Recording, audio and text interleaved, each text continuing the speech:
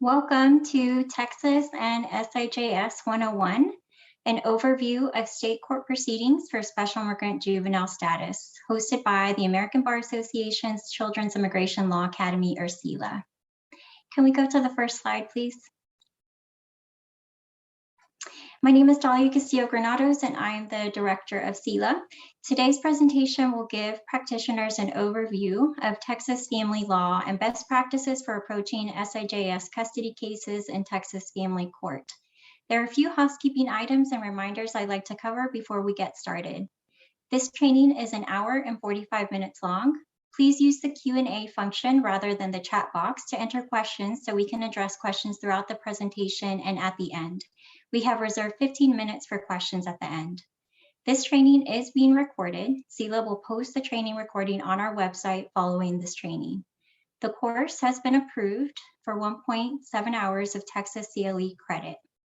We will provide a survey for feedback and a survey for CLE, where you can request Texas CLE credit for attending. If you are licensed outside of Texas, please also complete the survey, and we will provide a letter of attendance that can be submitted to your state bar to request CLE credit. Following the training, we will provide a PDF of the slides, which have already been provided as well. And in that email, we will also include the survey links again. Next slide. CILA, if some of you don't know us, is a project of the American Bar Association. We are part of the Commission on Immigration. CILA is a legal resource center, and we aim to build the capacity of legal service organizations and pro bono attorneys to represent children facing deportation. There's no right to appoint a counsel in immigration court, even for children, and we believe every child should have an attorney at their side in their immigration proceedings. Next slide, thanks. In Texas, CILA provides individualized technical assistance, which can be requested by any attorney representing a child or youth in their immigration case. We also offer regular trainings, resources, and the opportunity to collaborate with other attorneys and legal staff through working groups. Recently, we started a social work program to support social workers and social services staff working at the legal service organizations in Texas. Nationwide, we provide support to pro bono programs through a Pro Bono Initiatives project, which also includes a pro bono platform, Pro Bono Matters, for children facing deportation.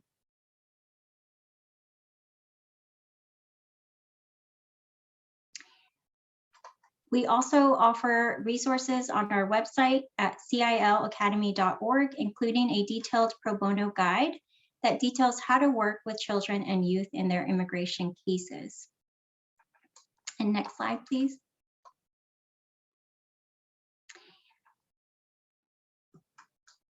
And now I'd like to introduce you to my dear friend and colleague, Victoria Mora. Victoria is a supervising attorney in the Release Children's Program at the Raíces office in Austin, Texas. She joined Raíces in 2019 and has over 15 years of experience in immigration law. At Raíces, she serves as a resource and mentor on SIJS cases. Prior to joining Raíces, she was a CILA staff, providing technical assistance and training to practitioners across Texas representing unaccompanied children. She's also the founding partner of the Mora Ortiz law firm and also worked as a supervising attorney at Kynes Houston office. Victoria is one of the smartest attorneys I know. She is skilled and she's generous with her knowledge. She's also compassionate and caring. So we're so glad to have her here today to have her share her expertise with us. So thank you, Victoria. Oh, Dalia, that was so sweet. I can just say ditto right back to you. I want to thank CILA for inviting me to be here today. It's so nice to join you all. And I cannot say enough wonderful things about CILA. Those of you on the webinar are lucky enough to have found CILA, and it's definitely encourage you to support them and all the wonderful work they do. I know they have been an incredible resource for me and for my team at Raíces, and I'm just so excited to be here with you to talk about a subject that those who know me know I just love, SIJS, and specifically state court proceedings. So let's get started. First, I'd like to do a survey. And if Vicki can go ahead and pull up the survey, you should see a window pop up. And we've got about 4 or 5 questions. Go ahead and answer them for us, please. And the first one should be, have you handled an entire Texas state court case from initial petition to trial? You have some options there. Then there's some questions about how long you think orders should be. I want to hear from you. If you have experience in SIJ, I just wanted to take a poll on how long some of these orders are that you're seeing or that you're preparing. We have a true or false regarding caregiver's undocumented status. That's a common question that we get, and I want to see how others have been handling it. Another big question about prove-ups, so those final hearings where you present testimony. How long on average are you seeing, or how long are your prove-ups? And the last question is a mental health check. For if so many of you on the call are children's immigration attorneys, you know that March Visa Bulletin really kicked things into high gear for us in February, and I so appreciate you being here because I am sure that you are up against a ton of deadlines. So I'm really happy that you're here, and I just want to check in on how you're feeling today.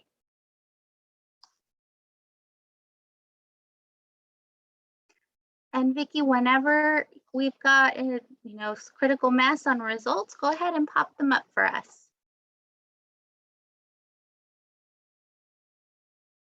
Great. Okay, so everyone, you should be able to see the results. And we've got about 33% of people who've never worked on an SIJS case. Hey, welcome. I hope today is so helpful for you. And we've got, oh yeah, about half who have worked partially through. We've got 9 people who have been done 20 plus. I hope this is helpful for you. This is going to be a training that's pretty broad strokes, and we won't get into too much detail given the amount of topics that are incorporated in the SAPCR. So I hope it's helpful for you, even just as review. All right. How long are orders? Oh, we're seeing here, it's 60% 1 to 10. That's very interesting. And then we've got 36% 10 to 20 and 4% 20 plus. I hope those 4% are my colleagues at RAICES, because they know that that the orders that I have worked to help and train them are typically 20 plus pages, and we'll talk about that. So really, SAPCR orders are on the long side. They should be. True or false? Should we talk about immigration status? False. No, we shouldn't. And we'll get into that also as well. And proper prove up, that's kind of split across the board between 10 to 20 minutes. Yeah, as we get into final hearing, the section on final hearing, I think I would say 20 minutes, sometimes 15 to 20, depending on the case, it could go 20 plus. But a proper prove up hearing should definitely be more than 10 minutes. And mental health check, great. Let's see. Folks are feeling okay. Great. Yeah, I'm feeling okay. It's been a stressful week. I'm glad that we have no one here at empty, and thank you for those who were honest enough to say you're struggling, and that's okay. You're struggling, and we're here. And we'll take it easy. We'll take it slow. Have a conversation. Please post questions. I want to hear from you. Thank you. So let's move on to the next slide. So we answered the mental health check. It's so important that we take care of ourselves, make sure that we practice self-care, that we try not to burn out, because as anything, I've been doing this for 15 years and it's definitely a marathon. So folks who are feeling a little meh today or struggling, how can you love on yourself today? How can you be extra kind to yourself? And, practice some triage. Think about an area in your life and focus on that area today to help you get through it. You know, like I said, it's been a tough month. Okay, so now everybody, let's all take a deep breath. So I'm going to take you on a journey of epic proportions. It's going to be adventurous and fun, because we're going to talk about SAPCRs. It might not be Lord of the Rings level epic and exciting, but it can be just as challenging, but doable, so doable. It is something that, you know, it can take some practice, but so much fun to do. So what we're going to be discussing today are proceedings for released children only. And those are children who have been released from DHS or ORR custody. Whether they were designated a UAC or not, you don't have to be designated a UC in order to qualify for SIJ. You just, as long as it is a child living with a caregiver in the United States, we'll be focusing on released children, not children in ORR custody. Just want to make sure for those of you who do practice with detained children, we will be focusing on the approach for released kids. So here's our roadmap for today. We're going to start with an intro to SIJ and Texas court. We're going to make our way into talking about abuse, abandonment, or neglect and what that means under the Texas Family Code. Parties and standing in parentage, jurisdiction, conservatorship, service of citation, drafting SAPCR documents, and ultimately court prep and prove up. And like I mentioned, we're going to do some broad strokes, talk about things generally. I'm going to give you some takeaways. The slides are detailed, and I wanted to do that so you can use them later as a reference when you're thinking about, oh, what was that issue on conservatorship? What is a good outline for a SAPCR declaration? Wanted you to have those slides to reference because each of these topics can be its own hour-and-a-half training, to be honest. So we're going to cover some of the basic stuff. So in general, what is SIJS? Special Immigrant Juvenile Status, right? And it's a form of relief for kids who have suffered parental abuse. It is parents who have to have abused, abandoned, or neglected the children. That's a very important distinction, and want to make sure that when you do have a client or do an intake with a child, make sure that if they have suffered some sort of abuse, abandonment, or neglect, it's by the parent. And it's not in their best interest to return to their home country, and specifically their previous placement with who they lived.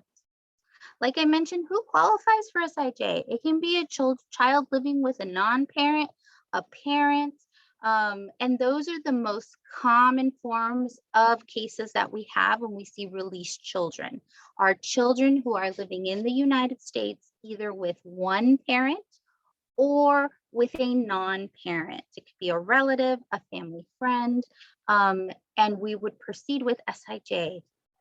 There are children who are also in the state foster care system can apply for SIJS, as well as children in ORR custody. Those are detained, but it would be a completely different approach than what we talk about here. The statutory requirements, biggest takeaway, the big three here for purposes of a state court case is to qualify for SIJ, child has to be placed in the custody of individual. When we're talking about released kids, find that reunification with one or both parents not viable due to abuse, neglect, or abandonment, and not in the child's best interest to return. These are the three big statutory requirements that you focus on in your state court case. The difference between SIJS and asylum. Okay, this is so important, and I often tell my team, when you're looking at an SIJS and an asylum case, you have to have completely different hats on because the requirements are so different. With SIJS, we're dealing with abuse, abandonment, and neglect by a parent. With asylum, you think about persecution or fear of future persecution. SIJS by the parents. Asylum, this harm is by the government or a group the government is unwilling to control. And with SIJS, we're not trying to prove to the state court that they cannot return to their home country like we do in asylum. Unable, unwilling, it is not safe for them. With SIJS, we're talking about a best interest determination. A best interest means you compare their situation in the US with their previous placement in home country. And it's comparing what the child's life is in home country versus the care they're receiving here. So it's not that high burden that you have in asylum. You're just seeking what is in the best interest of the child. And what we need to get a finding of that it's not in the child's best interest to return to their previous placement. That is very clear in the USCIS policy manual for SIJS. If you're not familiar with it, go to the USCIS website, look up the USCIS policy manual, bookmark it, print it out, read it through. It's a helpful resource in the sense that you know how USCIS is interpreting and approaching when they determine what is a good order and what requirements need to be in an order. Okay. When it comes to a declaration, so if you've done an asylum case, you've worked on a declaration for asylum, making sure you hit all the requirements. SIJS is very different. It's very different. Your SIJS and asylum declarations are going to be different in length, different in style. So it's not like you can use your SIJ for your asylum case or use your asylum declaration for your SIJ case. They should differ. The only exception would be if you have an asylum case that's based on parental abuse, then your SIJS could be a starting point for your asylum, but it's not using the same document for both applications. Your approach has to be different because you've got different hats on. General SIJS is a 3-step process. The state court petition, on average, can take about 6 months, depending on how quickly you can accomplish service. Then, once the state court petition is complete, you go into the I-360, which is the immigrant petition for immigrant status. And the child is a self-petitioner who files for relief to USCIS. Once the I-360 or Special Immigrant Juvenile Status is granted, then the child, once their priority date is current, can apply for lawful permanent resident. Today, we're going to focus on the state court petition. And in Texas, it's most commonly, we file SAPCRs for release kids. Custody or dependency. So one of the statutory requirements, if you look at the INA, it states a child qualifies for SIJS if they've been found dependent on the court or placed in the custody of an agency, department, or individual. Which one do we use? This can also often be a point of confusion. When it comes to practicing in Texas, what you want to do, oh, I'm sorry, I've got an update here. All right. What you want to do when you want to focus on custody, not both. You're going to try to get the child placed in the custody of an individual. Custody is well established in Texas law. Dependency is not. USCIS has in the past denied petitions that are based solely on dependency because they question whether dependency exists in Texas. It's kind of a gray issue, but if you can get custody, that's the type of petition you want to do. Your order should not have both custody and dependency. It's one or the other. And we're going to focus on custody. Right? Okay. Another statutory requirement is that the order must come from a juvenile court. And a juvenile court in Texas, well, we're lucky. Any court can be considered a juvenile court in Texas because Texas courts are courts of general jurisdiction.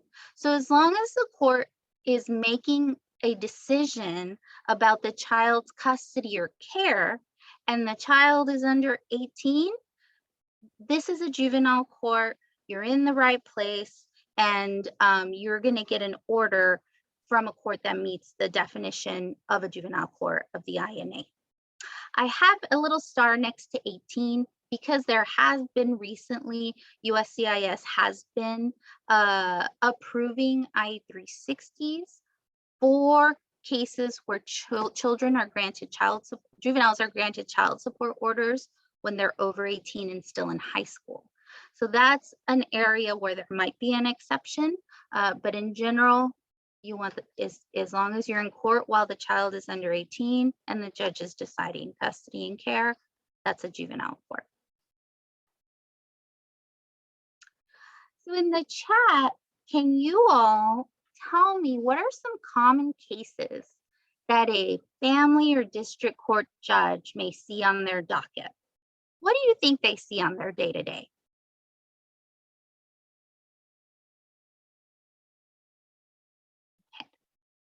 And it's a hint.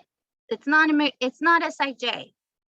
If you live in a big county, your judges will see thousands and thousands a year. Smaller county, probably hundreds, but SIJS is not that common. Oh, I love it. I love the participation. Okay, we see divorce, yes, custody cases, SAPCR, child support, uncontested divorces. We have, yeah, absolutely. They see divorce, they see custody, they see child support. Those are the types of cases that are common before family court, these family court judges. It's what they know, what they're familiar with, what they see. SIJS can oftentimes be something new. So let's see what would happen if you go into a court that has never had an SIJS case before, and you start using immigration terminology. Maybe it'll go a little bit like this. I don't know if y'all have seen My Cousin Vinny, one of my favorite movies. Let's watch this clip. Is it possible the two youths? To what? What was that word? What word? To what? What? Did you say youths? Yeah, two youths. Oh, sorry. You see that face? You don't want that face from a judge. I've had a judge look at me like that and say, what is a UC? When I first started doing state court proceedings, I got this look because, we were new. SIJS was kind of newer, being practiced more. We didn't quite know how we can be an immigration attorney going into family court.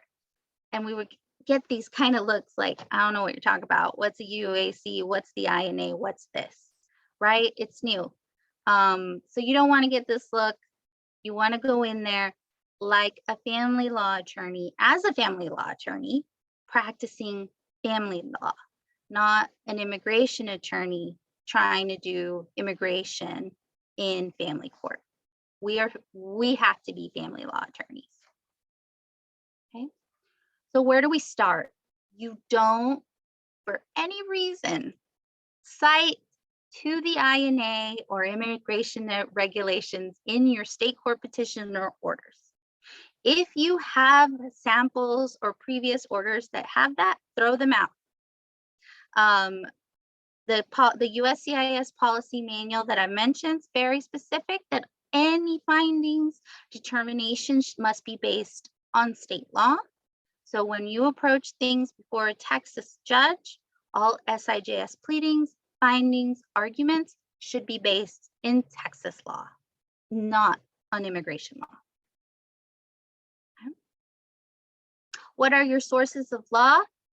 If you don't have the family code, there's a family code available online.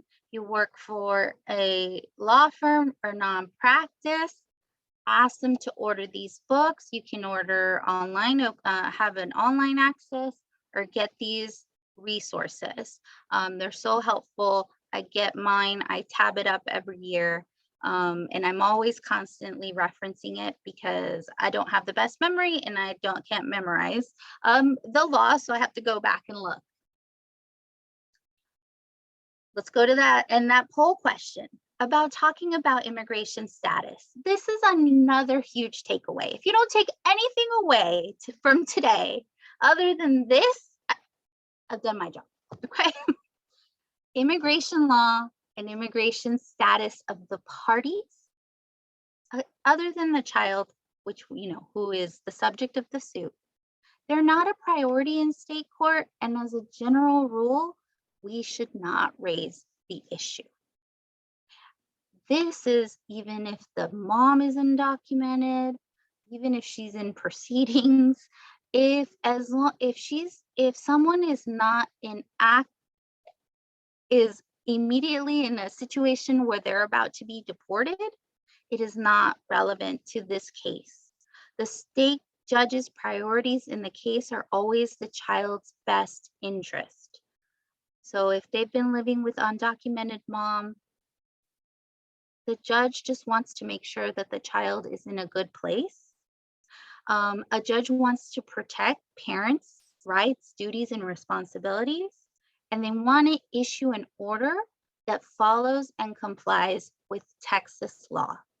As immigration attorneys, immigration status is always at the forefront of everything we do.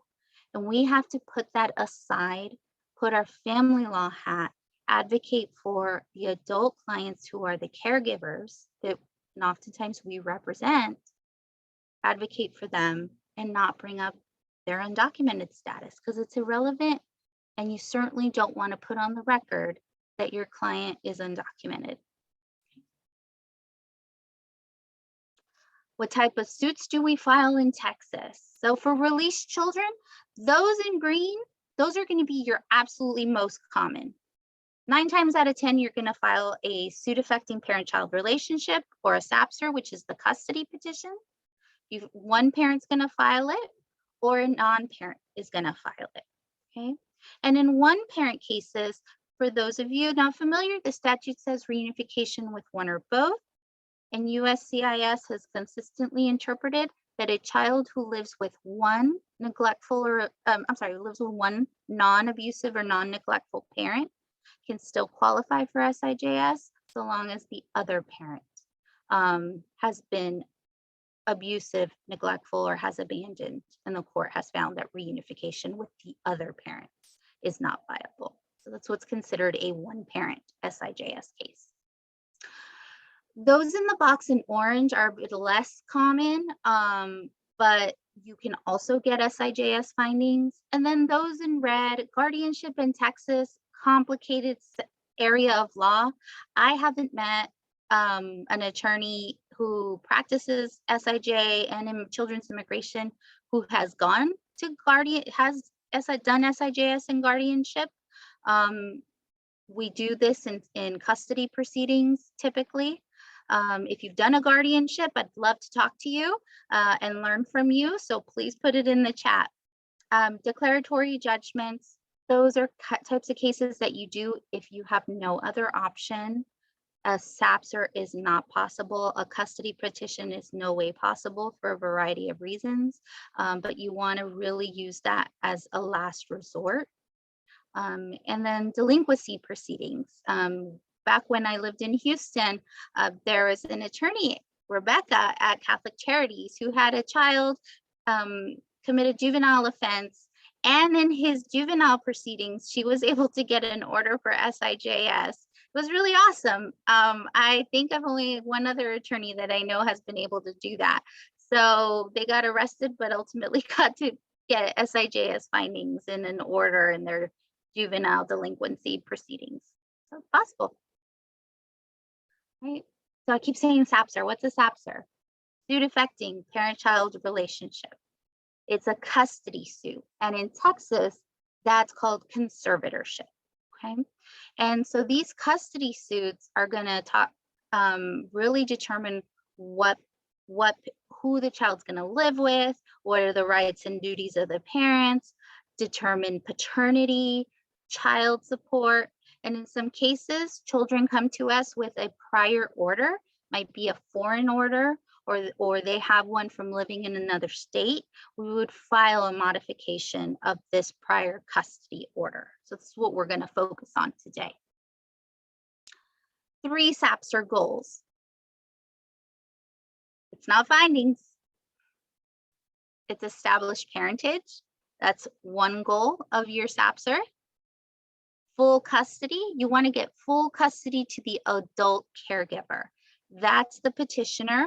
That's generally should be that's our client, the adult caregiver.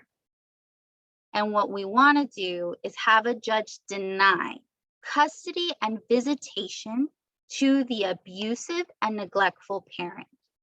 These are our goals. But Victoria, what about SIJ? Yeah, how do we get here? How do we achieve these goals? We achieve them by showing abuse, neglect, and abandonment, and that it's not in the child's best interest to return to home country. You are presenting information and facts testimony that show this to accomplish your SAPCR goals. And you can get an order that is so strong that immigration will approve. That's what you want to do. Approach it from like a family court lawyer. These are your goals in a SAPCR, and you use what you need for immigration to prove the 3, okay? Or to achieve the 3. Let's talk about abuse, neglect, and abandonment. This one is, you have to sit down and read the family code. You have to read what abuse is in the family code. You have to read what neglect is and what abandonment is. You cannot just go off of what you think it is. You have to read, because it can encompass so much more than what we generally think it is. So let's see. This is why you have to read the definitions, is because you're gonna fact gather, and you might have an abuse case that is outside of hitting or yelling. There might be circumstances where that does what the parents' actions, although it wasn't physical, were abusive as defined in the family code. So when it comes to abuse, abandonment, or neglect, please, my takeaway from this is read it. Read the definitions, go through all of them when you're thinking about whether a child qualifies for abuse, neglect, or abandonment. And where you do want to invest your time when you get a new client is definitely at the beginning in the fact gathering. Gather as much as you can, because number one, you're going to develop the appropriate legal strategy for your SIJS case. And if you gather enough facts at the beginning, you should be able to draft a detailed declaration, child's declaration, without having to interview the child multiple times. So where you're going to want to invest the time, and it's going to save you a lot of time in the long run, is at the beginning, and knowing what your requirements are for a SAPCR, so you can definitely sit down with the child, with their caregiver, and get everything you need. That's where you want to put your time. Has a parent, okay, so let's talk about abuse, neglect. I'm just going to go through these very quickly. Like I said, you read them. You probably will go through it and think about some client that you've talked to. And you're like, wow, I bet this action could fit into this definition of abuse. I didn't think about it that way. So go back, read these. Abuse, neglect, abandonment, and I've cited for them for you here. Let's talk about abandonment. Abandonment is not it's not the way to go in Texas. Okay, so if you read what abandonment means, it's leaving the child without reasonable provision reasonable provision for reasonable and necessary care. What does that mean? Okay. Death alone is not abandonment under Texas law.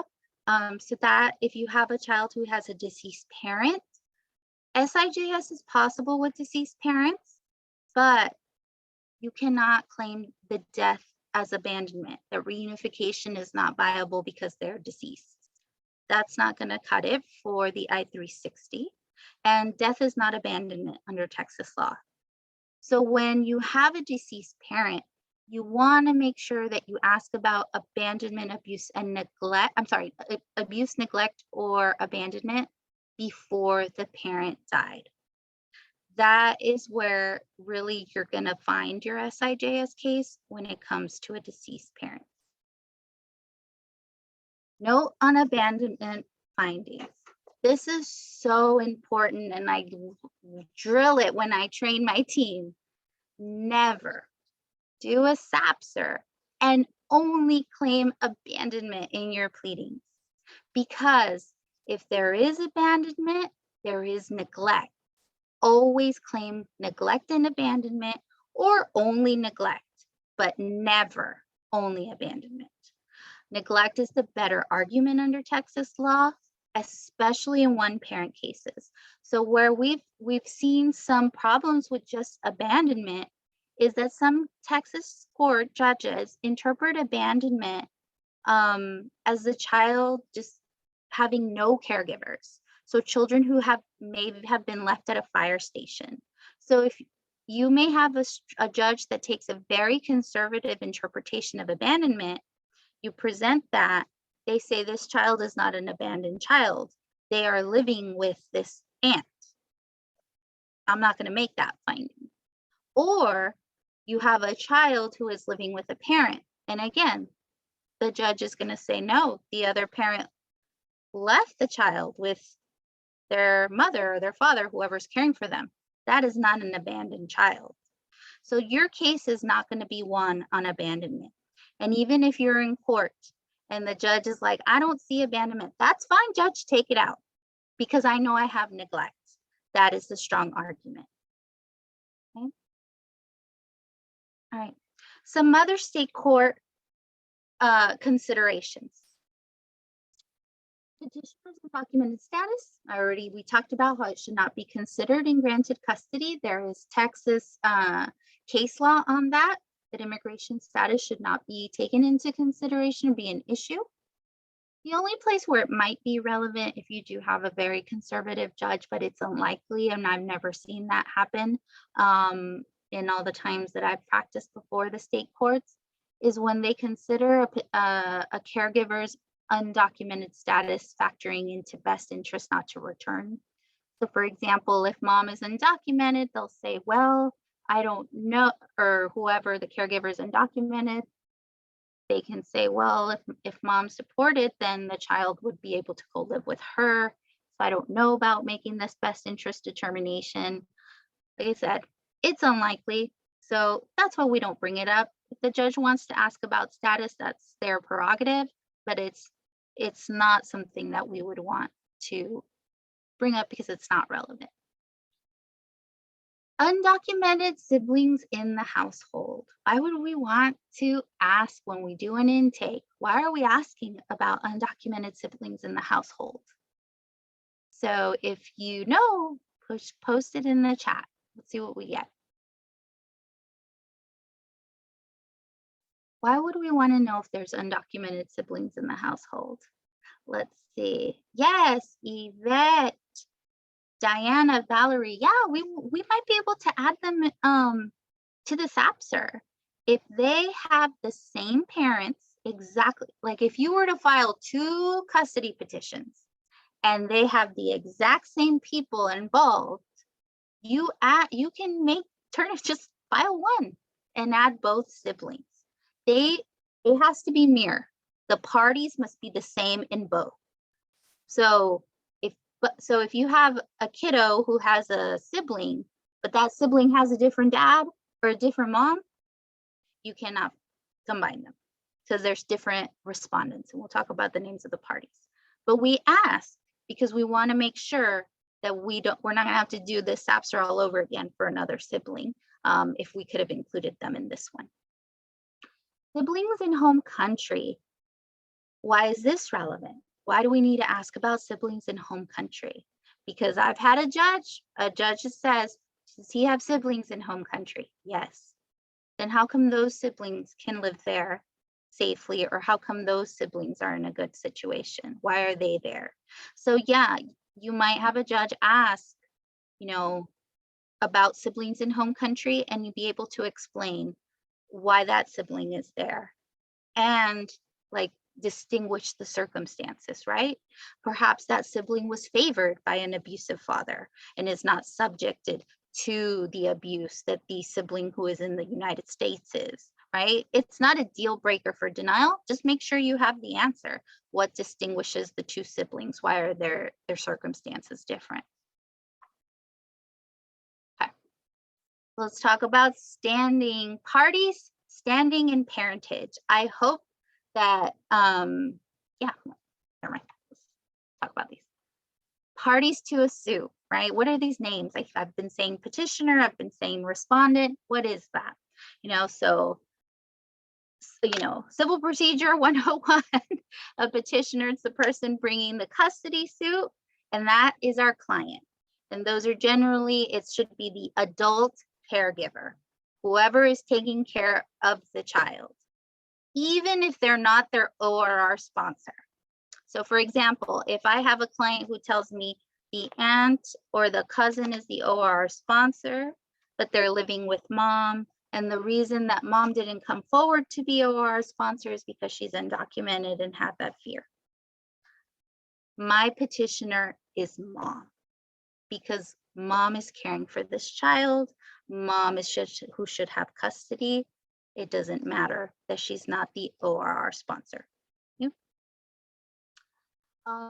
The only time that the child should be a petitioner is you have a standing problem with the adult, and we'll talk about standing. But it should be very rare occasions when the child is the petitioner. And when the child is the petitioner, that has to be brought through a provision called next friend. And that can be a little bit more complicated. But when you're thinking state court, adult caregiver is your client. The child only is the petitioner or the client in state court if an adult cannot be, because there's a standing problem. Okay. Respondent. This is the person or people that we're suing. As representatives of the petitioner, we're suing them. So who are these people? These are persons who is a mother, is considered a mother or a father of the child, or anyone that has legal custody of the child. It can already be a parent, or it can be a non-parent. So if there's a court order in home country that gave grandma custody, then she too must be a respondent because she has a legal right to the child. Okay? So those are things to keep in mind. So as you go through this, you want to think in your head, oh man, these are the things that I need to think about and ask when I'm gathering my facts, when I'm interviewing the child, when I'm interviewing their caregiver, right? Has there ever been a prior custody order? Because you're going to want to know who you're going to include in the suit. Standing, okay? So this is who can file the suit, right? So yes, we've identified who's the caregiver. Does that caregiver have standing to file? A parent always has standing. They can always bring the suit. So that's great. You have a parent, you don't have a problem. The issue comes in when you have a non-parent, and there is essentially like a 6-month rule. So a person with actual care, control, and possession for at least 6 months in the child. When a child comes through a next friend, the situation is going to be an age out. They're going to turn 18 in less than 6 months, and they're living with someone who is not a parent or someone who's not related to them by 3rd degree of consanguinity. Okay, so this can be, for example, a a child about to turn 18 in 2 months. They're living with a godparent. They're living with a cousin.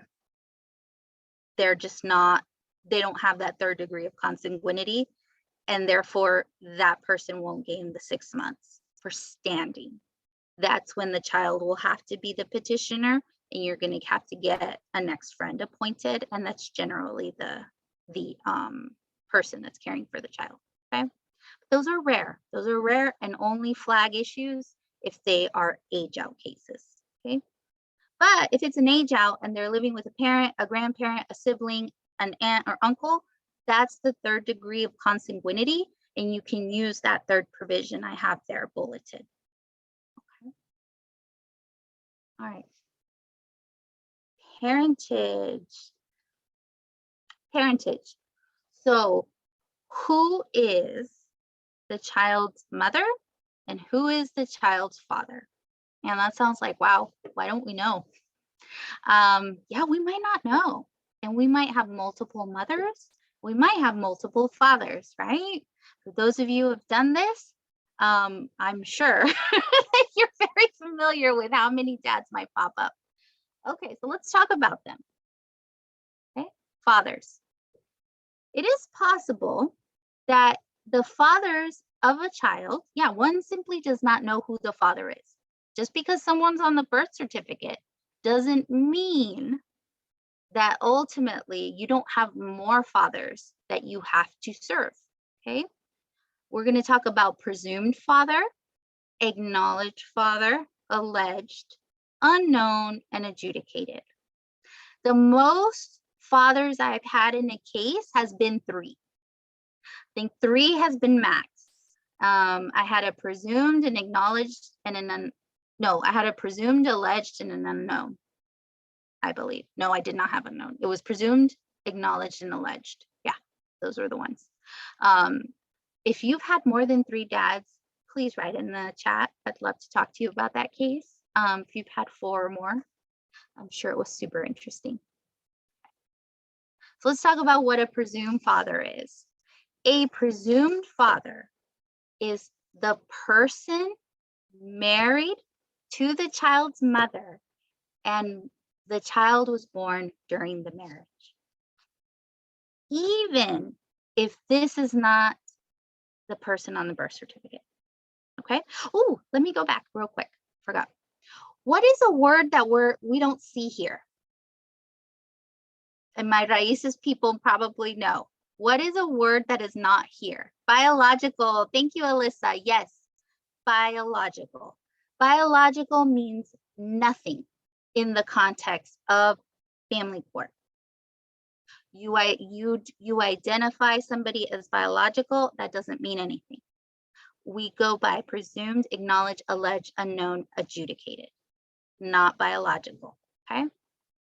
So married to the child's mother and child born during the marriage. Okay. Even if they're not the natural biological father, and even if they're not on the birth certificate, you have to serve this man because he is a presumed father. So if mom was married, she had an extramarital relationship and had a child, and that child was born when she was married to her husband, you have to serve that husband. He is a presumed father. Or the person is also presumed if they lived with the child the first 2 years of their life and held themselves out to be the father. Okay. When it comes to adjudicating parentage or paternity, this is what you want. You want a presumed father, because this essentially, you can argue that by operation of law, the presumed father is the child's father. Okay, the way the family code is written. So go back, read these provisions, go to the family code, read these, and you get more information on what that means. But you want a presumed father in most cases, if not all. There's some you don't, but it's just really tricky situations. Okay. Then we have an acknowledged father. It's not as great as presumed for getting a court to determine who is the father, but it helps. An acknowledged father is someone who signs an acknowledgement of paternity. or is listed on the birth certificate. But you have to note that some judges do not accept this argument. If they read family code, that provision that I have right there, if they interpret it very conservatively, just being listed on a foreign birth certificate is not enough. And the judge might say that's not an acknowledgement. However, CILA has wonderful resources about paternity laws in Central America, where you can help you if you want to make the argument that essentially because of the way someone registers as a father or parent on a foreign birth certificate mirrors what is required from the family code, and you can make an argument that's essentially an acknowledged father. And CILA does have resources to help with that on their website. So check them out if you have that situation, or a judge that says being on the birth certificate is not enough for them to be considered the father. Yeah, but it doesn't happen very often. And in my experience, it's been limited to Harris County. But I have not seen that in other counties that I've practiced. Alleged father. So this is the guy that mom says is, or Thea thinks it might be, or the child thinks it might be, but there's no presumption, and he's not on the birth certificate. Then you have an alleged father, whom you still have to serve. Unknown father. You have to serve an unknown father when there isn't anybody on the birth certificate, and you also have an alleged. If you have no one on the birth certificate, but your client's telling you this man's the dad, you have two respondents. You have the unknown father and you have the alleged father that you need to serve. The reason you would serve an unknown father is because a judge will say, well, she says he's the dad, but I don't have anything but her word. How do I know someone else is not out there who is the father? So you got to serve, you got to do your publication, and there has to be that diligent search by you or an ad litem to look for anyone else that has an interest, because alleged is just somebody saying that's a dad. It's not enough. We also have unknown fathers in cases of sexual assault or gang rape. I've had where I served two unknown fathers, one unknown father, and then the first name of my client's rapist, and no last name because she was gang raped. So I just serve unknown fathers in that sense. Okay, so that's another type of father you might have. Adjudicated father, you rarely see this. You might see it if the child comes with a foreign custody order and there's an adjudication in there, but it's not very common that you'll see an adjudicated father at the beginning of your case. Oh, I'm going backwards. All right. So parentage, this is the statute where you'll be able to establish parentage. Your orders are going to have, cite to these on if you're making requests for adjudication, if you're making requests for a finding that a certain person is a parent. Make sure you read over chapter 160 of the Family Code. Okay. When biomom is not on the birth certificate, okay? So this slide is here. So, we've talked a lot about dads. Mom's, the identity of the mother or who mom is usually not at, a controversy. We know the woman who gave birth, she's likely on the birth certificate. But there are situations sometimes when real mom is not on a birth certificate. That can be, for example, child is born, mother abandons, not heard from again, leaves the child with grandma. Grandma, after 3 or 4 years, needs to register the child in school, goes and puts herself on the birth certificate. Then you have a situation where grandma has been loving her entire life, has taken care of the child. Then you're like, well, I can't get findings against grandma. And grandma is here with the child because they traveled together to the United States. Then I'm going to have to get a determination of maternity. Grandma would be acknowledged mom because she's on the birth certificate, and then bio mom is alleged mom because that's who the family claims as the mother. So whenever you have a situation when mom is not on the birth certificate, that is the only time that you would refer to a mother as presumed, acknowledged, alleged, or adjudicated. So that is the only time. But usually it's just she's the mother, not presumed, acknowledged, alleged. It's only when we're not sure who mom is and we want a judge to make a determination of who the mother is. So in my case, I had the mother signed the waiver and the judge adjudicated her the mother, and I got findings against her, okay? And not grandma, although grandma was on the birth certificate. When mom is not on the birth certificate, then you want to make sure that you explain that in the order on why she's not. So I had to say, you know, in the order, quick sentence, grandmother registered herself as mother on birth certificate due to abandonment or neglect of the mother.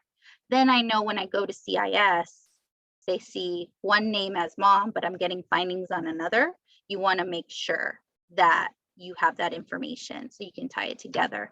And there isn't an RFE or questions on your I-360. Okay. Jurisdiction and conservatorship question. So you have standing, you know who's gonna sue, you know who you're gonna sue, you know that the person has standing. Now, does Texas court have jurisdiction? And the big takeaway here, the two types of jurisdiction: subject matter jurisdiction, personal jurisdiction. You need subject matter jurisdiction to get an order for custody and to get your SIJS findings, okay? At least that's what you need, okay? You can get a SIJS order as long as you have subject matter jurisdiction. Personal jurisdiction you need if you want child support or a parentage adjudication, unless you have a presumption, okay? Unless it's a presumed dad, like married to mom or lived with the child for the first 2 years of their life. You can argue that by operation of law, because of the provisions of the family code, they're already the dad, okay? So subject matter, you have to have that at least. You don't have to have personal jurisdiction unless you're going to get child support or adjudicated parentage without a presumption, okay? So let's talk about subject matter jurisdiction. I'm not going to read these slides, but essentially you must have it for the judge to make it. There are different types of subject matter jurisdiction or initial jurisdiction. Make sure that you all have the slides printed out. You'll see the next 4 slides talk about each one specifically. The most common that we use is home state jurisdiction. That means the child has been in Texas for 6 months. We can go ahead and file it.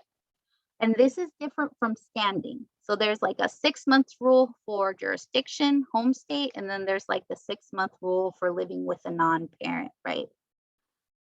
So home state is the most common.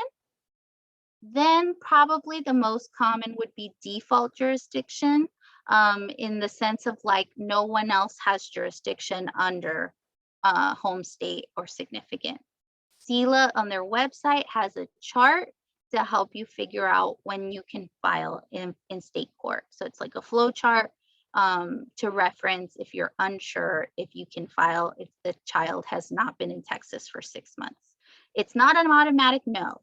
There's just certain things that have to apply. So don't say I have to wait 6 months. Really make sure that you perhaps don't have an argument under default jurisdiction. Temporary emergency jurisdiction, you only use that as a last resort. And that, when would it be a last resort? Again, our lovely age out cases, right? We're not going to gain home state. We don't have a claim under default jurisdiction.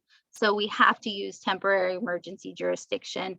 Some judges will not want to do it, and that's like a separate situation, more common to family law. Again, like completely abandoned child, other circumstances. So it's just kind of very judge or county specific, but it is an option that you can try. Okay. All right, so I'm going to just go through. Okay. All right, so now let's talk about personal jurisdiction, and you need that to get child support and a parentage adjudication without a presumption. All right. So personal jurisdiction means it gives the court power to impose a personal obligation on someone, okay? So if you're gonna order someone to pay child support, they have to have personal jurisdiction or adjudicate paternity, maternity, okay? That's an imposing a personal obligation on a party. How do we get personal jurisdiction?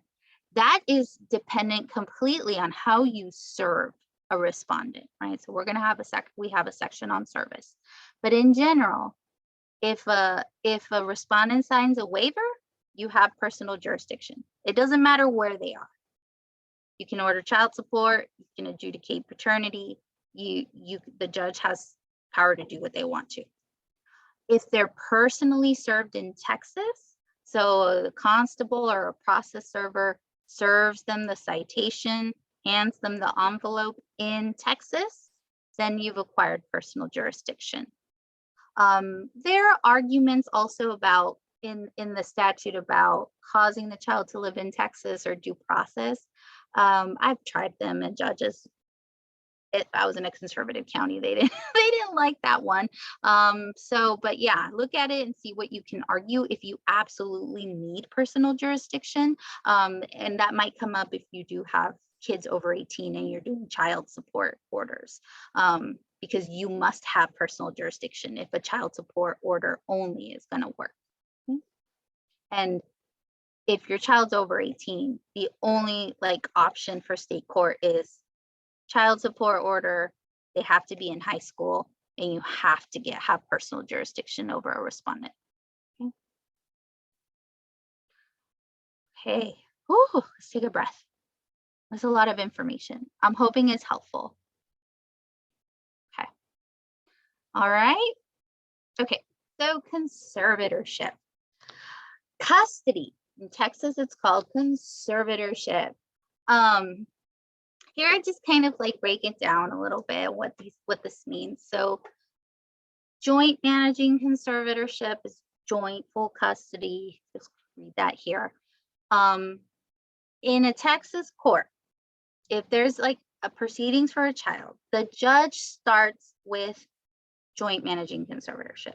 The presumption is, I as a judge, the two parents should have full rights and duties equally to the child. That's kind of where they start. That's what it means, that they have a co-parenting agreement that they've agreed to, and they both can make decisions about the child's wellness, health, safety, anything, okay? That's both parents or two parties, okay? Then when someone has full custody or sole managing conservatorship, that means that only one person has the full rights and duties of a parent that a parent would. So only one person gets the last say in deciding whether where the child's going to live, where the child's going to go to school, decisions about medical care, health care, mental health care. That one person who is granted sole managing conservatorship makes that decision. Someone granted possessory conservatorship, they don't have the right to make decisions, but they have a right to be informed. So although, say, mom gets sole managing conservatorship and dad gets possessory in a standard family law case, mom gets to decide what school she goes to and anything else. But dad has a right to be informed of what happens in school, of her grades, be able to communicate with school officials, attend school events, but ultimately dad can't decide. Mom has the final word. Okay, that's the difference between the two. And then possession and access is essentially visitation. When can they physically be with the child, spend time with the child, things like that. Okay, that's a very brief, basic breakdown of conservatorship. Okay, so our goal in our SIJS SAPCRs, what we want to do is we want to get to the point where we don't want a judge to grant joint managing conservatorship, right? Why, if I'm representing mom or I'm representing an aunt, I don't want the abusive or neglectful parents to share full custody with me. They shouldn't have the right to make decisions of the child's life, right? The person caring for them. So what I need to do as what we want to do in our case is we want to rebut the presumption of joint managing conservatorship. Once we rebut this, we'll talk about how we can do that. Then the judge says, okay, so parents cannot be involved in this. I don't want to give them managing conservatorship. They're abusive, they're neglectful. I'm not going to give them any right to make decisions for the children. Then that's great, because someone still has to make decisions for the children or child. And that's your client, the petitioner, the caregiver here. We want them to grant that person sole managing conservatorship. And what statutory requirement does this meet of the INA without saying it? Placed in the custody of an individual. That's it. You've met that requirement. Great. Check that off the list. The court granted sole managing conservatorship to your client, the petitioner, the one caring for the child. The child has been placed in the custody of an individual. Okay. Now we got to think about our findings, right? So then the judge says, okay, I'm not going to have mom or dad be able to make decisions, but the law says I have to essentially make them possessory conservators. Okay, we got to rebut this presumption. We got to show the judge that it's not in the children's best interest that the parent be a possessory conservator. That parent should not have access to the school records, to medical records. And as a possessory conservator, they can also make decisions for the child in cases of emergencies. So if we've got a abusive, neglectful parent, we don't want this. So we got to rebut that, right? Once we rebut that, then there's still this standard visitation order or standard possession and access order, right? Where they can, although they don't have conservatorship, they should still be able to see their child. No, we don't want that either, because they're abusive and neglectful and it's not in the best interest of the child. So we want to show the judge and rebut this presumption as well, okay? How do we do that? We do that by presenting our facts. By the judge denying managing conservatorship, by the judge denying possessory conservatorship, and the judge denying possession and access, you've proven that reunification is not viable without saying reunification is not viable. You have used family law to make an immigration law finding, okay? And the way you rebut these presumptions are by showing your facts of abuse, neglect, and abandonment. Okay? So we talked about the rights. Here y'all can reference what it means to be a managing conservator, a joint managing conservator. Okay. Like I mentioned, possessory, if a parent's not going to be managing conservator, the judge has to appoint them possessory unless you show them why they shouldn't. Okay. So this is where there's presumptions, right? What we would do in possessory conservatorship is show that it's not in the child's best interest, or if that parent were to have possessory conservatorship, it would endanger the child's physical or emotional welfare. Okay, so let's rebut the presumptions. How? You show abandonment, abuse, or neglect, right? Okay, you do that. Oh. Let's talk about first rebutting the joint managing presumption, okay?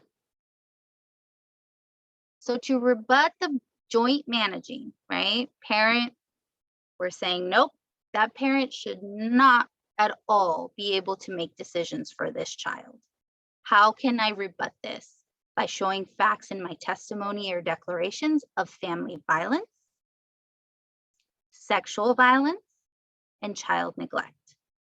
Okay, And family violence, sexual violence, if this has happened, it's abuse. Similar basis, and any facts that fall under this, you'll see abuse. You look at your definition of abuse, and that falls under this, where you'll be able to rebut your presumptions.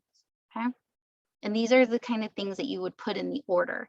Would say something like, the court finds that the presumption for joint managing conservatorship has been rebutted as to respondent, so and so, based on family violence, abuse under, incite to the abuse provision. And then you can put some small, a little bit of factual findings, just a little, not too much. We'll talk about a little bit about that. Okay. So now you've rebutted joint managing. Client is going to be granted sole managing because someone has to be managing. Then you rebut possessory, same thing. You'll look at these provisions on how you can rebut it, and it's showing your abuse, abandonment, or neglect, presenting that. This is what family attorneys do. They present all the ways that a parent is dangerous or would be harmful for a child. Okay. So we've done that. We've rebutted our presumption for possessory. Then we got to tackle, like, the last hurdle you need to jump over is showing why visitation and access. We don't want them to have visitation and access, right? So a judge starts at the very top that parents should have frequent and continuing contact with their children. It's the standard possession order. And then you want to whittle away at this and show why we don't want any. Okay, that's your best case scenario. And CILA, you all can tell me, differently, because I always push for no possession and access. But I do believe that even if you get supervised visitation, your I-360 might be okay. But you want to still present facts and request no possession and access for parents that you're getting findings against. But you might be okay if, like, a judge says, I'm willing only to do supervised visitation, as long as he's denied conservatorship. Okay. How can we deviate from that standard possession order? How can, like, someone just say no, none of that? Is like the same. Drug abuse, violence, has all of that. It's the same. Okay. So with that, reunification is not viable. Abuse, abandonment, or neglect. Okay. So I'm going to breeze through the rest, right? Service of citation. Who has to be served? Everyone. Everyone who you've identified as a party, a respondent in the suit, they have to be served in a SAPCR. There are certain rules that are different if you're seeking termination of parental rights. What are the different forms of service? Waiver, that means they're waiving formal service. The ones I have bolded here, they're the most common that you're going to use in what we've seen. A parent agrees to sign a waiver of citation, or we do service by publication if we can't locate them, or service by social media. And that has really helped so much, like doing service by social media, especially when there is communication and you know where they are, in the sense of, like, someone can find them on social media, even if you don't know their address. So I really encourage you to look at these three and read the slides that we have about social media and publication, but ultimately the majority of your cases you'll get waivers, okay? All right, and the biggest thing about a waiver is you want to make sure that the respondent signs after you file your petition and it's been accepted, okay? That SAPCR has to be filed first. If you haven't filed the SAPCR and you send a waiver to a respondent and they sign it, it's not a valid waiver because the petition hasn't been filed with the court. What are they waiving yet? There's no suit. Okay, so file first, get a case number and a court assigned, then you send the waiver for them to sign. Okay. yeah, these are really helpful. CILA also has great resources on the citation by publication and some changes when it comes to publication now that's done through the web. It's actually, for those of you who have done publication before, I mean, going through an actual print publication, it's like a big old headache.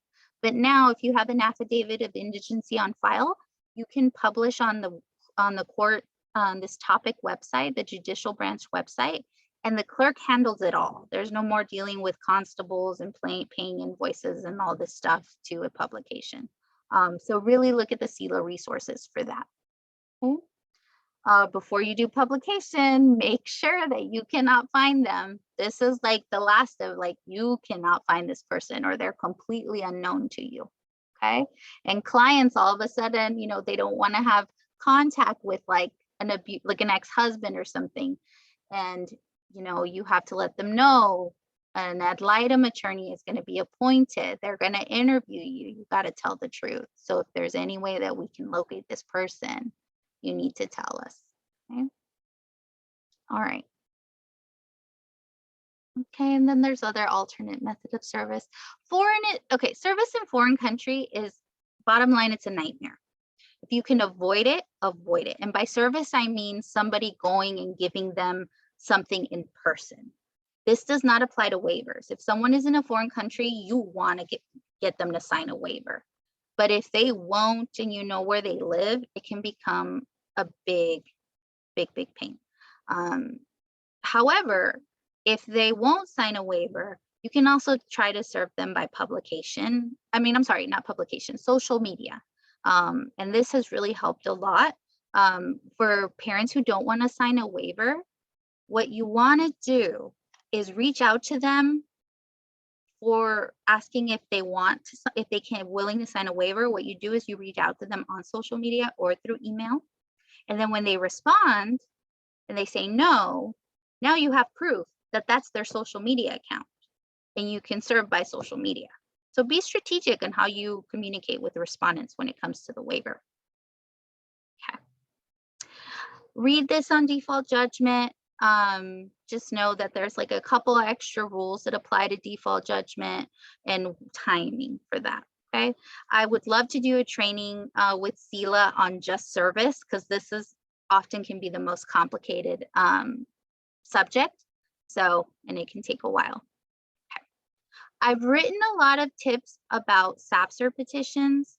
And here, the biggest takeaway from today, please, is that SAPCR petitions are supposed to be very simple. You're not supposed to cite to exhibits. You're not supposed to attach exhibits. You don't have to file your order with a petition. I never file my order with a petition. I file my order 2 days before my hearing because I don't know what my order is going to say, because I haven't developed fully my case and my exhibits. So what you file at the beginning to start the case is a petition that doesn't include any facts. It's just asking for what you want. And what you want is, I want the judge to deny managing conservatorship to parents. I want the judge to deny possessory conservatorship, and I want them to deny visitation. So, and I'm not citing to any exhibits. I'm not attaching that. That's just not what we do. It's very different how we would file a petition in immigration court or before USCIS. This is family court. It's totally different. Okay. Make sure you read this, because everything that you do in your orders or in your documentation, what you say, it has to revolve around conservatorship. And you show that through the abuse, abandonment, or neglect.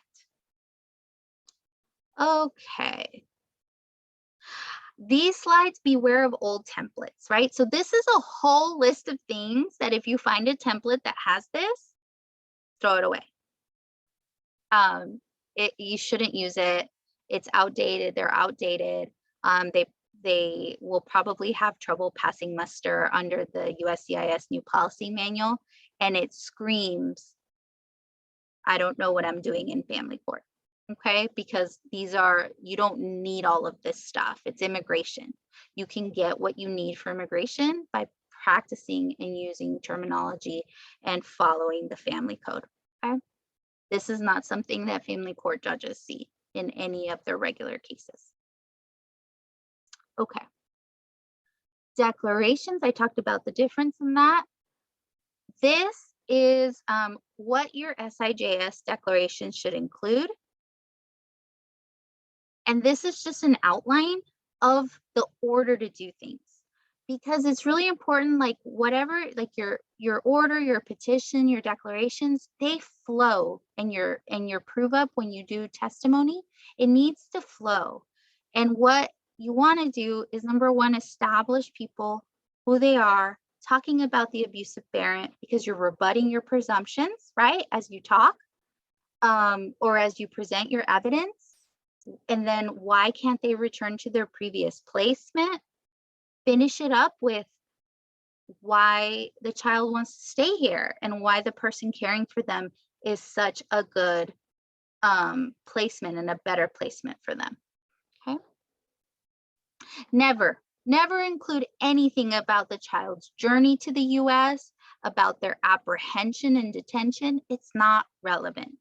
Unless you're like a supervisor or someone, or it's crucial to the SIJS findings. That's the only time.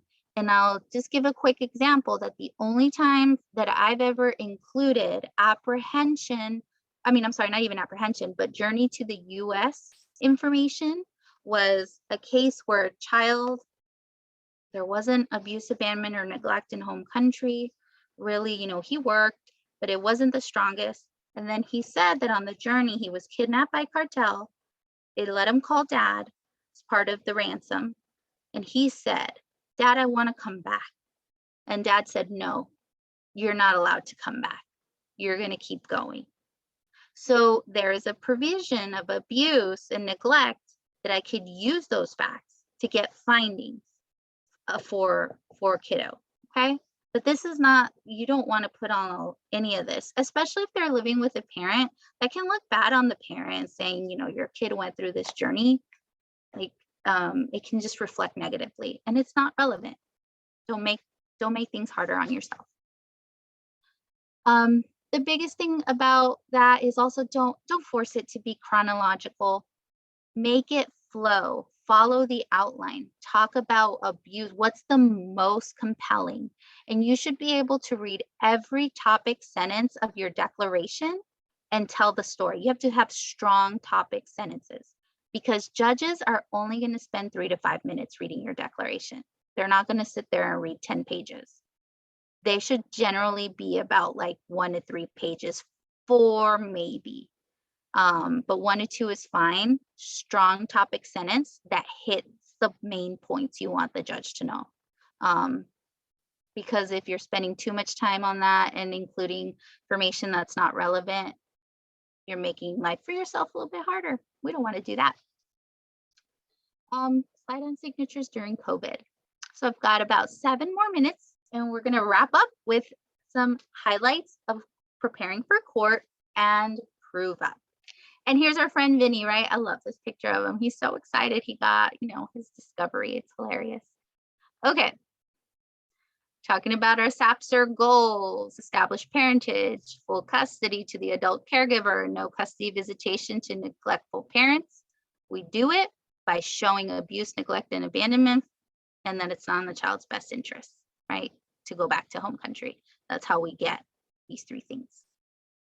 Okay, we talked about this, rebutting presumptions, and doing all of this is reunification is not viable without having to say reunification is not viable. Okay. All right, so the burden of proof in a SAPCR is preponderance of the evidence. If you're doing termination of parental rights, and you do not have to do termination of parental rights, that's a different type of petition. As a different training, but terminating parental rights is not required to get an order that is sufficient for SIJS. Okay, this is just talking about custody, so it's the preponderance of the evidence. This is a list of exhibits that at minimum you could include. Okay, most of my cases have, like all my cases should have a birth certificate, a declaration of the child, U.S. school records. We have judges wanting to confirm that they, are in school, that the caregiver, that the, whoever's requesting custody is taking proper care of them, making sure they go to school, going to checkups, etc. As far as country condition reports, judges don't really care. I don't even think they read it. So I only included the travel advisory, very short, not to the level of what we do in asylum at all. The reason I include it is because if for any reason there is an RFE, then I know the judge, USCIS, I can show that this was information provided to the judge in whatever consideration, okay? But it's not like, don't include a whole country condition report that we do for asylum. They won't read it. Travel advisory, the short ones. Other evidence that you might want to include, the ORR verification of release form. I include that when they're living with a non-parent, to show that that person they're living with has been vetted and, has been given the responsibility of caring for the child as they go through their proceedings. So that's where it would be relevant. It makes the judges feel a little bit more comfortable in giving custody if they know that, this was someone who has stepped up to that responsibility to ORR. Okay. With a parent, you can include it if you want to, but it's not required. And then these are just other things that might come up in your case that you need. U.S. police reports, not if the child's been arrested, but if, like, say there's been family violence in the home by a parent who had left now, or there's been stalking going on, in terms of how you can show abuse or neglect, there are some police reports included, domestic violence. Yeah, but this is just to give you an idea of what you can include. Final hearing, declarations, affidavits. They're not evidence. They're not evidence, but you would, they can be considered evidence because if the judge wants to, okay? So declarations, affidavits, hearsay.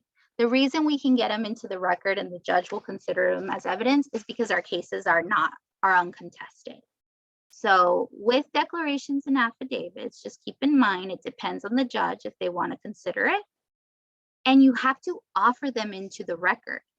You have to say, I am I'd like to offer exhibit B or for the affidavit of the child into the record.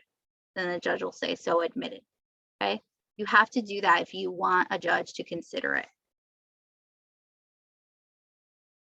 The one takeaway about drafting SAPCR orders, it takes practice. It takes practice, and you're not going to find a perfect sample where you can just place the names in, plug them in, and it's going to apply to your case. The thing about it, what's wonderful about SIJ, but also a challenge, is it's very county specific and court specific. So, look through different sample orders and see how they may work and make it work for you. But you're not going to find a sample or a perfect order. Okay? And yeah, we talked about default. Prove up in the time of Corona. Last minute is we're doing through Zoom. There are some pros. It means you don't have to go to court. You have to pay for parking. The cons can be, making sure that the client has access to Zoom. We like to bring our clients into the office and make sure they're in another room where they can take off their mask and I can take off my mask, and we're in court, I can see them, I can help with any technical issues. But if you're doing a Zoom, that's probably the best practice because, yeah, they won't, trying to log on through Zoom through the phone may be really hard. Okay? The thing about a final hearing prove up, you have to prepare your client. That is the takeaway from here. You have to practice. You've got to prepare them. It's so important because doing prove up is like another training I'd love to do too, in its own, about how to prepare clients and how to do your testimony. But you should never ask a question that you don't know the answer to, and you must prepare them. And you are the guide for the judge and for your client. You want them to tell their story in their voice. It's more compelling. So for example, if I start out a prove up and I want to show that the client has lived in this county, that they have this relationship with the child, I'm going to ask kind of biographic questions, probably leading questions. You know, is it true you live in Travis County? Yes. You've lived here for 16 years? Yes. But am I going to ask, is it true that, like, you know, the respondent would abuse you in the home and hit you repeatedly and the child repeatedly? No, because that story should come from the child. It's more, or I'm sorry, not the child, the petitioner. I'm going to ask the petitioner, can you tell me about the relationship with the respondent, the child's father? Then the person says, the mother will say the relationship. And it sounds so much more compelling, more personal, because you've given them the opportunity to speak versus leading them the whole way. Okay. So yeah, you're a guide and you're telling a story, and you want it to flow, all your documents to flow the same way, your declaration to flow the same way, your testimony to flow the same way. So the judge knows where you're going. The judge is going to know you're going to start talking about parents, you're going to go into previous placement, and you're going to end with how much better it is here for the child. Okay. In your orders, in your petitions, and especially in your declarations and your testimony. Okay. And other big note, just because it's been e-filed doesn't mean it's part of the record or that the judge has considered it as evidence. In a proper prove-up, you've got to offer it. And if you have a really mean judge who will just let you go through and do your testimony and then denies everything and says, I didn't, you know, you don't have any evidence, and you'll say, well, Your Honor, I've e-filed all this stuff. Yeah, but you didn't offer it into the record, so denied, right? Make sure that you offer things into the record. You know, make sure you read through this too. That's for your reference. So once you get your order, you get a certified copy the judge grants, you move into the next stage, which is the I-360. Thank you all so much for your time, for being here and listening, and I pass it back to Dahlia. Thank you so much, Actually, Victoria. Thank you so much. Before we move on, there's just one question I wanted to pose to you, Victoria, really quickly. Dahlia and I were trying to answer all the questions as quickly as we could. But do you have any tips for getting the family court clerks to respond regarding filings and confirming that there's SAPCRs in the queue, etc.? You know, I have wonderful folks that I work with at SIJS who make my life easy and do the communications with the clerks. So if they can put some of their tips in the chat, that would be great. But in general, you know, when it's like, you know, you got to think about it. Clerks are human beings themselves. They make mistakes. And they've got, like, can you imagine how often that phone must be ringing, right? Especially in large counties. So it's just important to always be polite, keep following up, especially if it's an age out on what's reasonable, right? So if I have a kiddo aging out in a week, I'm probably going to call in the morning and the afternoon and be super nice about it and acknowledge that they have tons to do. If there are email right now during COVID is probably the best way to get in contact with people. Copy more than one person, and usually they'll route it to the right place. But yeah. And if it's not an age out, just be patient. If you don't have like a pressing deadline, just be patient, follow up in about a week or so. Awesome. And I think we have one question that came in that Dahlia and I haven't had a chance to answer. So what recommendations can we give respondents regarding waivers that are notarized in home country? Most respondents just give us notarized docs and their attorney doesn't know about the apostle process. Tips? Okay, so there's like a distinction, okay? So a waiver doesn't have to go through the apostille or apostille process. All that's required is that it's notarized. I always like include in my letter of respondent, I like to include them to not attach any other documentation. So sometimes foreign lawyers will attach like this whole other certification, and it just kind of complicates things. I've had a judge tell me, well, this isn't a Texas document, it's a foreign document. What is this? Because the requirement under family code is just that it's notarized. And a notary plays a much different role in Central America or Latin America than they do here. It's very hard to become a notary in Latin America. They're like lawyers. So yeah, but waivers don't have to go through that process. As long as somebody notarizes and says they're not an attorney in the case and they've verified the person who's signing is the person, that's all you need for a waiver. But sometimes you send it to lawyers or notaries over there and they'll try to overcomplicate things. But just remember, we just need you to sign it. That's all we need. We appreciate the advice, but we just need you to sign the waiver. Awesome. Thank you so much, Victoria. As you all can see, Victoria is an amazing resource on SIJS state court proceedings and has kind of honed her arguments and skills to a fine point.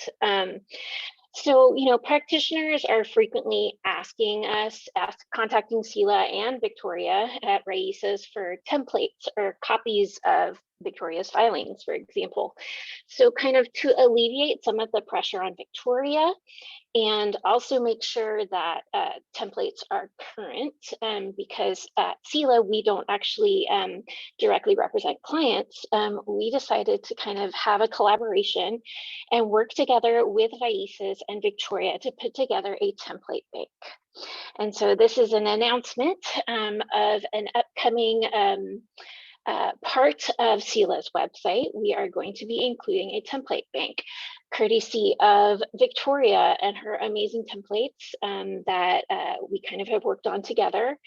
And everybody who has attended this webinar is going to kind of be the first group of people that will be able to get access to these templates. And so we'll send you an email probably early next week with the information as to how to register.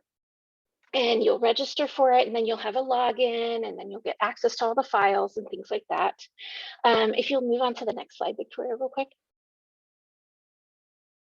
The only thing we ask is that when we're going to have you kind of sign, as well as you can sign on a website, kind of a pledge. This isn't the full text, but just kind of knowing that the templates are for illustrative purposes. They should not be submitted verbatim to the courts. You shouldn't just swap out your client's name and birth date or whatever. We as lawyers have an ethical duty of competency. So if you do not understand the templates when you go and log on, please contact CILA for technical assistance. We will help you through them. You have a duty to make sure that the things you're submitting to the court reflect what your client actually needs and are correct for your client. So that's just something, just a little bit of a caution that we're going to ask you to say that you will agree to that. Right. Now I'll turn it over to Dahlia. Thanks so much, Vicki, and thank you so much, Victoria. I know everybody is thanking you in the chat, and I know that everybody appreciates all of your expertise. So I mentioned the pro bono guide earlier in the presentation, and you'll have it here. It's on our website. You can download it. It also goes through Special Immigrant Juvenile Status along with other types of relief. And next slide, please. And as we wrap up today, I'd like to tell you a little bit more about CILA's pro bono platform called Pro Bono Matters for Children Facing Deportation. There are many children and youth who do not have representation in their immigration cases and must proceed alone. We work with 18 organizations from across the country that can post children's cases to the platform that need pro bono representation, and these opportunities are found nationwide. So we hope that you'll take a look or let somebody know if they're looking for a pro bono case to take on. And we hope that you'll stay connected with CILA. Please check out our resource library at CILacademy.org. You can also join us for a CILA working group or stay updated on our upcoming trainings. If you're in Texas, you can also reach out to us for technical assistance on individual case questions. Thank you again to our speaker, Victoria Mora. You should see a link in the chat for feedback and CLE survey. The recording to this webinar will be posted on our website soon, and you've already received the email with the PDF of this presentation, but we're going to follow up with another email that includes the presentation along with the survey links that we've shared in the chat. I think we have about 4 minutes to wrap up. So Victoria, if you have anything else to share, you can do so now. I just want to say thank you so much to CILA, to you, Dahlia, and Vicki for inviting me to be here and helping me with the presentation. Really appreciate it. And I just want to encourage you, you know, for those of you out there, it's a lot of information, and it can seem a little bit overwhelming or like, oh my God, I'm never going to be able to do this. And I've felt that, and, you know, CILA is here to help. I am definitely also a resource, and you can do it. It's not, I just want to encourage you, because once you get a hang of it, it's really a lot of fun. If you like to tell stories, I just feel like this is just all about storytelling. And at the end, you've just accomplished such a wonderful goal, and you've gone in to family court as, you know, a family lawyer. And definitely would, you know, just builds credibility to us as a practice, all of us going into to family court as immigration lawyers and practicing this family law. So yeah, I encourage you. Thanks, Victoria, and thank you everyone for joining us today.